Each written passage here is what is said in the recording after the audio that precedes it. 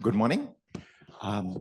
Thanks a lot for having me. So I work at the European Commission, Directorate General for Climate Action, and I'm responsible for climate action in land, agriculture, forestry, and also technical removals, so like bioenergy, CCS, direct air capture, CCS. So I'm very, as I said, very happy to be here and also to hear about this great French law on no net land take. So I think it's something we should share with all our member states. And then also very happy to hear about the trees on non-drained land. Both very important measures for our land policy and for climate.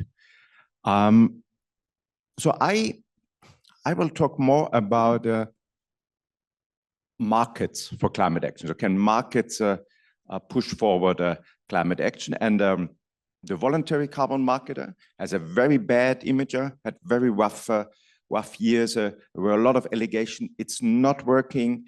There's greenwashing. So everything we do in nature, all nature-based solutions like afforestation, better forest management, closer to nature forestry, agroforestry, better soil management, rewetting of peatlands, and so on, cannot be financed by markets, because in the end, it will all end up in greenwashing, and we all end up with solutions that don't do anything for the climate and just pay for avoided deforestation or things that would have happened anyway.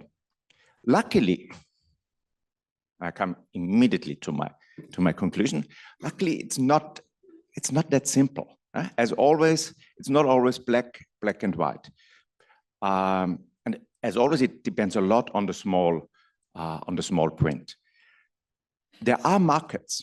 There are carbon markets that work very well, like our emission trading system in the European Union that we have for energy, for industry, and where we want to reduce our fossil emissions almost down to zero by 2040. Why does this market work? Because it has a clear demand. It's clear for every emission, for every ton of CO2, you have to submit an allowance. And the availability of the allowances is decreasing over time. And you have a very clearly defined product. It's 1 ton of emissions that can be very well measured, reported, and verified. And this market works. Why does the current market for the voluntary market, the international market for emission reduction and carbon removal doesn't work? It's because it's not well enough regulated.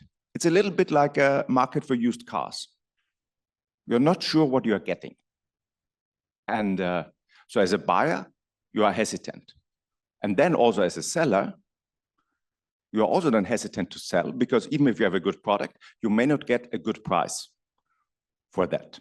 And then a market breaks down because trust is lacking. And without trust, without clear rules, a market cannot work.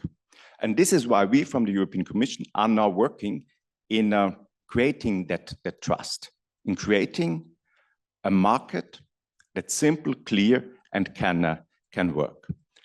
So we are out there with our proposal for the certification of carbon removals, of nature-based solutions, so that you're really sure that you know, okay, this is an additional ton of emission reduced or removed.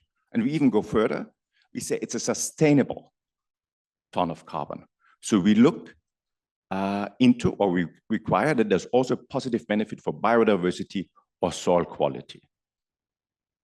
And then we also need to work on the demand side, because the ones who invest into these practices, and they are often not easy to do, and they are costly. So we talk about maybe a cost of 100, 200 euros per ton of carbon. They need to know, okay, who will buy it? And then on the voluntary market, it's a lot of companies that want to make claims about climate neutrality. For this, we do the Green Claims Directive to make clear, okay, how and when can you make these claims, that they are credible. And then we are also working further on how could we create like really a European market for this ecosystem services. Like one of the main conclusions of the strategic dialogue on agriculture was that markets should drive sustainability. And so we are working within the Commission in, okay, how can we establish such a market?